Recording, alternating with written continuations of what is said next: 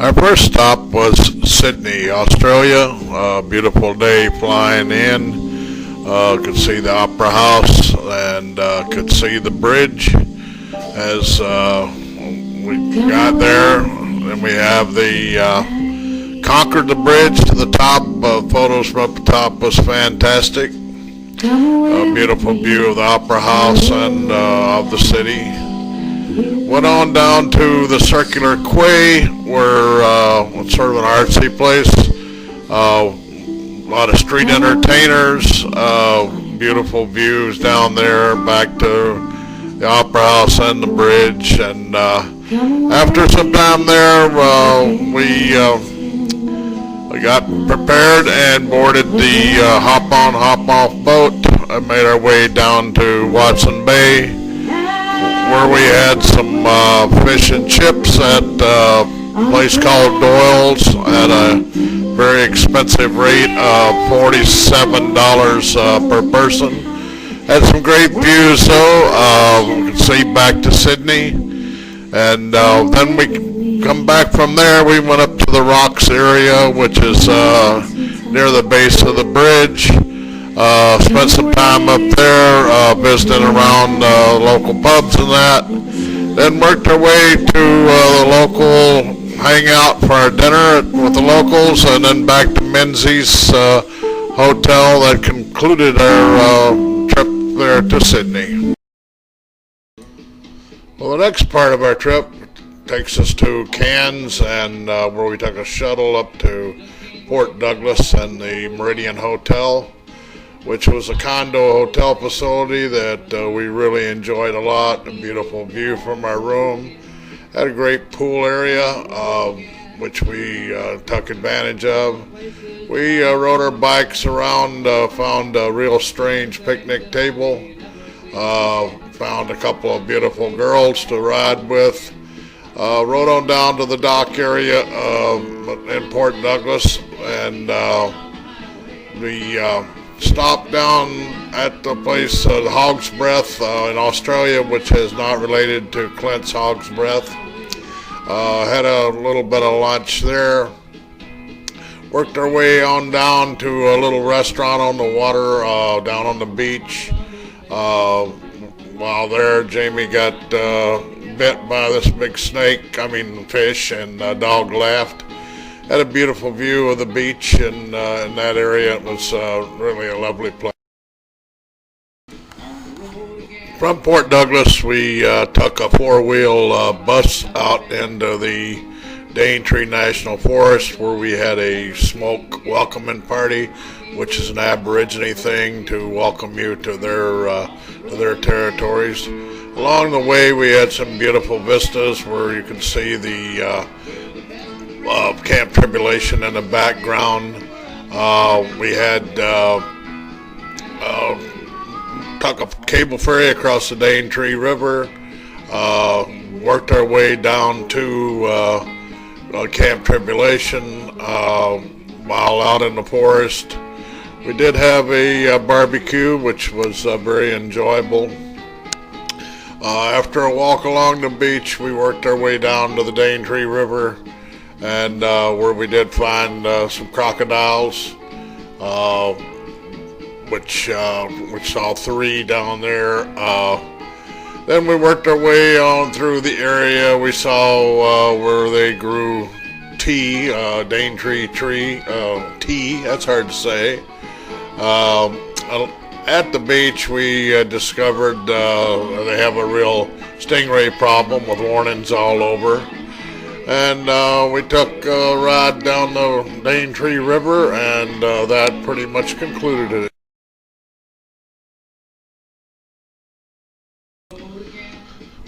Well, we headed out to the Great Barrier Reef. We took on this boat called the Poseidon.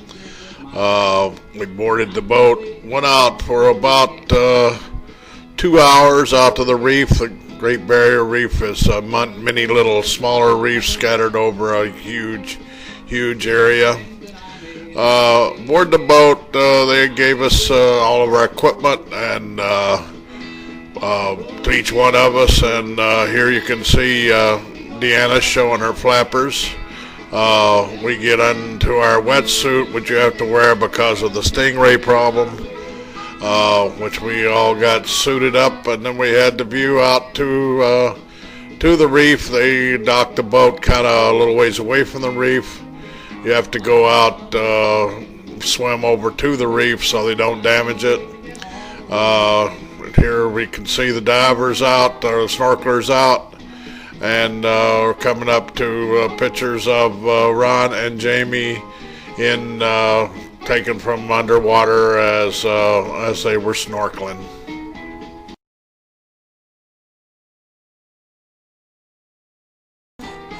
In Port Douglas, we rented a car and we drove over to Ruth Gum's Treehouse Resort, which is on a wilderness resort, very unique facility. This is our treehouse, which is just like a cabin on stilts. Very nice inside with all the room and accommodations you would ever want. Had a nice rear patio where you could sit out on the deck and view everything. We went into town to a little town called Malanda. Went in at the Malanda Hotel. Met a guy there by the name of Ian Pasco, who was real little local flair, and we hung out with him while Jamie, she was recruiting some class members to teach them a little bit, and Deanna, she decided to go for a little ride, and then right after that, Jamie went in shopping and fell in love with the carrots for some reason. We did a lot of hiking there. This is a huge gum tree, beautiful views out from the top of the treehouse. Walked down along the water, creeks and waterfalls. Had a real problem with leeches. We missed the part where you're supposed to put bug spray on to stop the leeches. But hiked down through there, beautiful, beautiful views, and kind of unique in that one thing we did find along the way, which is not in sequence, is termite mounds, which these termite mounds are just huge, and they're all over the place. After Rose Gums, we drove a very crooked road down the mountains to Carnes, where we checked in at the Novotel Oasis Resort. There, I happened to find a little patio bar there, which we naturally had to have a couple of cocktails before we walked down to the Esplanade. Along the way to the Esplanade, we saw trees full of bats. They're all over the place. I mean, just like this, one bat tree after the other. The walk along the Esplanade was very nice. A very beautiful park. We found an unusual vehicle with a snorkel tube where they drive, where the water comes up over the engine. You've got a snorkel tube on the side of the vehicle. We stopped for a little lunch down there. Then we headed on a drive where we saw a field full of wallabies, along with some wallaby poop, on our way up to Palm Cove, where we visited a unique little town, stopped there for a little refreshment. Then we headed to the night zoo, where they had birds, they had koala bears, they had kangaroos. We saw a cassowary there. The picture did not come out very good on it, but it was kind of an interesting thing. Then we caught our flight out of there, headed on our way to Adelaide. Well, we arrived in Adelaide to our hotel. Back behind down the alley was a nice little pancake house. We did have breakfast there one morning. Just down a little further down was a Mexican restaurant called Burp, with decent burritos. We hung out there next to the police station, and had a little fun there. Then we headed out the next morning to Barossa Valley. This is Jacobs Creek Winery. A very nice facility. They went inside. They had a very a nice mixologist there who proceeded to serve us quite a bit of different wines. We completed our trip there. Along the road, we stopped at this vineyard with a fake cassowary. Took a couple pictures there. Stopped at along the way on top of a hill at a nice vista overlooking the entire Barossa Valley. Went on to another vineyard that's called Salt Tram, which has the largest selling wine in Australia called Pepperjack. They poured us some very nice wines there. We completed our stay there. We went on to a town called Springton, where we were treated to a nice lunch out on the porch there, which was very enjoyable. Went by this tree that was actually a home at one time to a man and his wife, and for a couple, 3 years, I think. And then we went on to Hendorf, which is a little German town, which is great. Found this nice little German pub. Met this couple who kind of hung out with us for a while, and Deanna found some animals, so she had to take a little ride there. After leaving the termite mounds in this photo, we headed to catch the ferry over to Kangaroo Island. We stopped in a little local restaurant there waiting for the ferry. Jamie ended up trying her luck at gambling a little bit. Didn't work out real well. But then we left that place, got on the ferry, went across to the island, and went into a little town called Penishaw.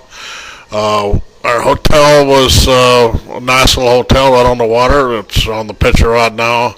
Just down the street was the Penishaw Hotel, which we managed to frequent a little bit because they had a nice little patio out back with a beautiful view. That evening we went looking for kangaroos. We managed to find a few hundred. It was very enjoyable driving down the road, a beautiful view. As we left the next day, we went on over to Kinshaw, or Kincote, and you can see the beautiful little town there. We spent quite a few hours there.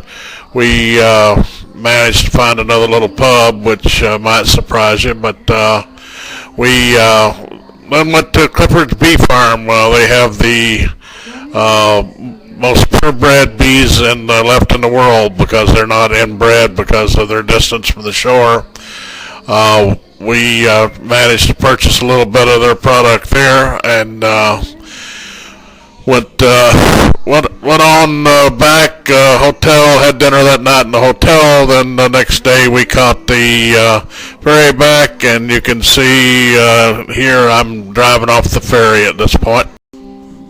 Well, we begin the Great Ocean Road, which is beautiful, scenic, beautiful drive. This is a lighthouse along at the beginning. We walked up to it, spent a little bit of time. A lot of plaques and vistas along the road that we took advantage of. Stopped in a little town called Lorne.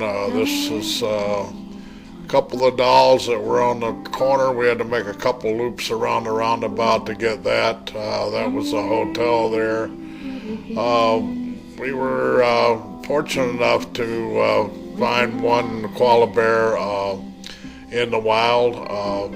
Because you're driving so fast, it's real hard to see them. But we got some pretty good photos here of this one before we moved on down the road to what kind of begins the 12 Apostle areas, which is probably the most spectacular of the drive, although the London Bridge was pretty spectacular as well. The 12 Apostles cannot be all viewed at one time. They're kind of, some of them are hidden and kind of around the corner, but still very spectacular.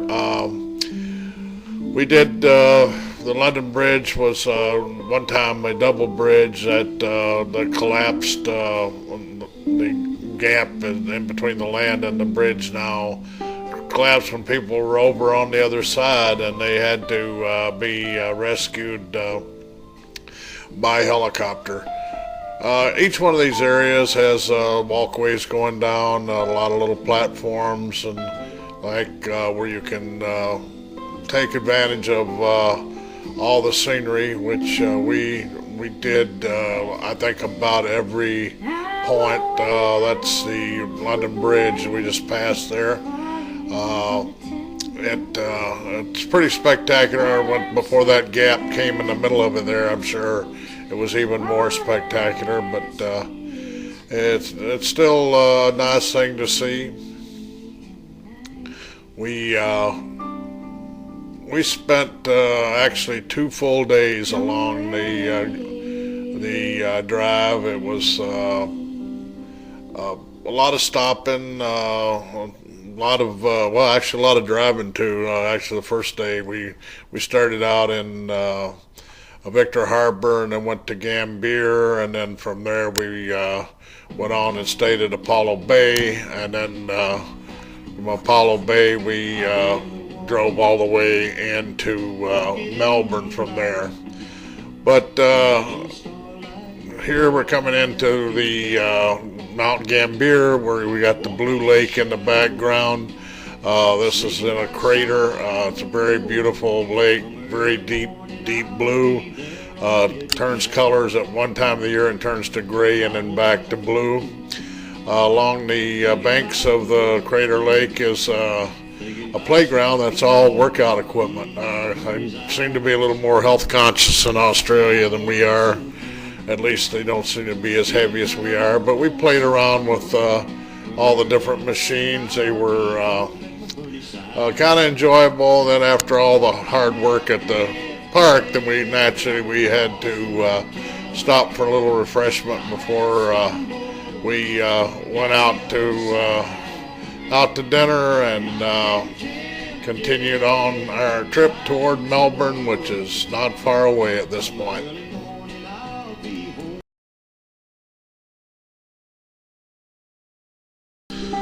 Well, we finally have Melbourne in our windshield. Coming into town, stayed at the Rendezvous Grand Hotel, where we met up with Karen and Ned, who met us down at the local pub. We renewed our old friendship with a lot of talk, a lot of enjoyable times. Outside, we could see a beautiful picture of the main train station there. And we walked down along the river and saw some street performers there. Went for a little brunch with everyone. Then walked around downtown a little bit after brunch. Went to the tallest building in town, the B building. It's got these bees all over it, and pretty interesting, really. We went up to the 88th floor, looked over the view all around Melbourne. It was a pretty spectacular view. The girls walked out on a glass platform where you could see that straight down. Then after the building, we went met up with Karen. Has 3 friends that met us at a little local pub. We visited with them, had a little fun. Went on out to dinner with them that evening. Had a wonderful Chinese meal over in Chinatown, which was a little walk, not a long ways. Ned, he kind of clowned around a little bit. We kind of laughed at him a little bit. After Melbourne, we drove to Karen and Ned's house. We had a wonderful dinner the first evening there. Spent a lot of good times, just kind of visiting and talking about everything. They live kind of out in the country a little bit. They have outdoors. We ate breakfast out there, and they had cooked for us. Karen continually fed the sheep bread. I think she's got most of them named. This is their property that they're buying, 46 acres, I think. And it's a little town, the town where she works in. Then we went up in the mountains to rather like a ghost town, Walhalla. I guess it used to be a real active gold town at one time. We walked around that area, seen the sights there. Then we drove on over to Karen's sister's home.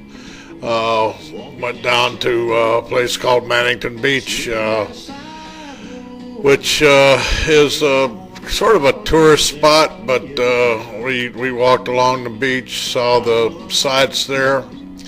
Then we left there. We went up into a little wine region that's in that area. Saw the wine groves. Found a little building where we could go in and sample a little bit of their wine. Don't remember the name of this vineyard. Maybe I'll have to come back and address that. But after we went in, we got seated and was served a little bit of taste of their wines. And then we moved on to another area, and then stopped by and visited Ned's parents. And this is a bar that puts my bar to shame. This is his dad and his father together behind the bar. They welcomed us into their home, very gracious, treated us like royalty. They have, on their farm, they raise about everything they eat. He makes some wonderful plum wine, which he served quite a bit of that to us, and all sorts of hors d'oeuvres. She makes her own cheese, or feta cheese. They have a lot of goats, so this was in their dining room, which was a very nice home. It's not real old, really nice. And then the next day went to Puffin Billy Wine Train. It goes up through the wine district. It's narrow gauge railroad, old-fashioned cars. You can hang your legs out over the edge, or do about anything you want to do. They're not very picky on it. Goes through a beautiful scenic area where you can get some beautiful vistas around. It's quite an enjoyable place. We are planned up for this evening to go out to a winery for dinner. Dad has rented a limo taxi to take us out for dinner, and this is inside the taxi with Ned waving at us. We go to dinner. It's a very elegant place. Serves great food. Most places in Australia do not do table service. This place they did. They bring over the large chunks of meat, carve it off on your plate. They just keep bringing it as long as you want to eat. And believe me, we ate a lot, which that was one of the more picturesque evenings. The food was okay, not fantastic.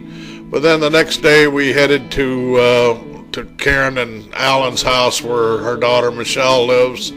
Met all the family, Andrea, Karen's mom, her stepdad, Karen's two daughters, Kara and Michelle, and their husbands, along with their newborn, they named Charlie, and their young son named Joshua. We spent a lot of time there,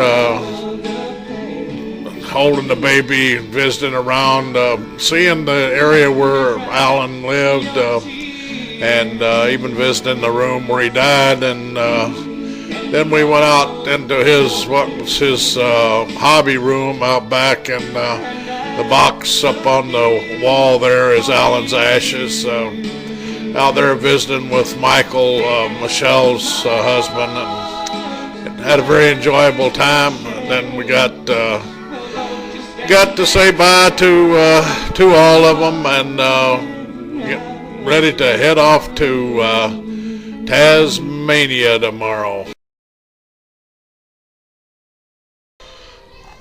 Our next destination was Tasmania, which will be our last destination other than flying back through Sydney. First day there, we had lunch at Jackman and McRoss, which was a phenomenal little bakery. It was highly recommended, and it definitely lived up to its billing. We had lunch there. It was we walked over kind of the other side of Hobart. Ate there, and then it was Ron's birthday, so we went down to a little pizza bar downtown and proceeded to have a couple of cocktails. We met Molly, the bartender there, who was very accommodating and really took very good care of us.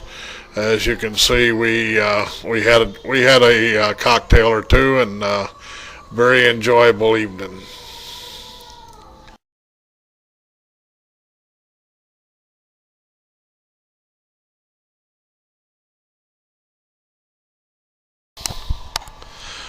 For dinner on Ron's birthday, we went to a place called Muir's, which was highly recommended. It was just okay.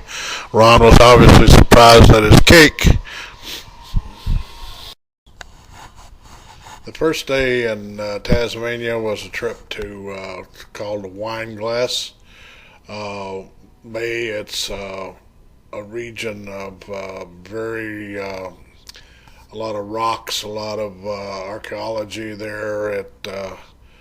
A lot of open fields and bays. A very, very treacherous hike to go through the area. Ron and Jamie hiked all day long. They said they were both huffing and puffing. Deanna and I were not able to make this trip. This was the day after Ron's birthday, and for obvious reason, we could not handle that. They hiked around a bunch of area. They went into some caves, some rocks that were interesting formations.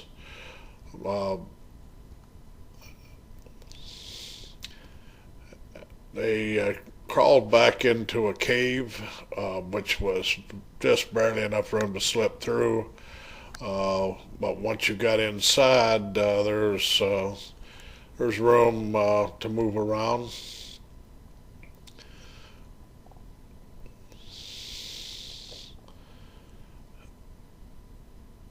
This is some of the rocks that were in that area.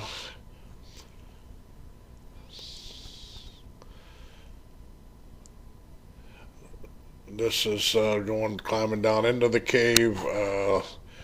This is Ron down in the cave. As you can see, there's quite a bit of room down in there.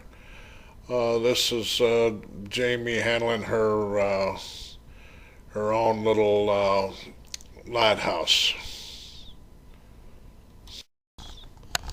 This begins the Tasman Peninsula, which is a peninsula where Port Arthur's at, and the old convict camp. We visited several points along the way. This is called the Tasman Arch, which is pretty spectacular. We did quite a bit of hiking along the rim. You could see the bluffs along the way. We hiked to a vista point that was overlooking a waterfall. This is some of the areas where we were looking back over there. We naturally rode our little bus all day. And this is looking down into the arch. We went from after the arch. We traveled down to a little at the little park, the Tasmanian Devil. They had quite a few of them there. They're hard to find in a while. They're only out at night. Um, we got some pretty good pictures here. They fight over food. Really fight over food. We got them in the battle. They grow up fighting. Then we went over into the bird section of the same park. They had some trained birds there. It was pretty interesting. They'd have you hold up money. The birds would come and get them, and then later the birds would bring the money back to the person they took it from. This is some photos of that. Ron and Jamie petting, I think it's called, it's an owl. I forget what kind of owl it is, but it was an owl. We continued on into the park. I found an outhouse. I was looking out the window. We found a lot of kangaroos. They were pretty friendly. You could actually even feed them and pet them if you wanted to. We hung out with them a little while, then moved on down toward the Port Arthur. We entered the Port Arthur Visitor Center. This is a convict community from the 1800s. It was lasted for about 45 years. Convicts were sent there, but it was a working community where the guards and lived, and they had all the services, churches and etc. that they needed. The grounds are really pretty spectacular. Most of the buildings are, some portions of them are remaining. You can see the main prison back in the background and the church. We spent most of the day, quite a long time, not a whole day there, and then we got back on our bus, and we headed stopped in a little town. This is Arms, is his last name. He's like a third generation local in this little town. We kind of walked around, hit a couple souvenir shops. That's a bridge close to where we parked the vehicle. This is a vista overlooking the town of Hobart. This is out to dinner, and this is the girls doing just a little bit of partying. We're out at the Drunken Admiral. This is our last evening in Tasmania, and is winding down to close for the end of our trip. With the bags all packed, we sail away back to home, where Jamie decides to get a little rest. Wonderful trip.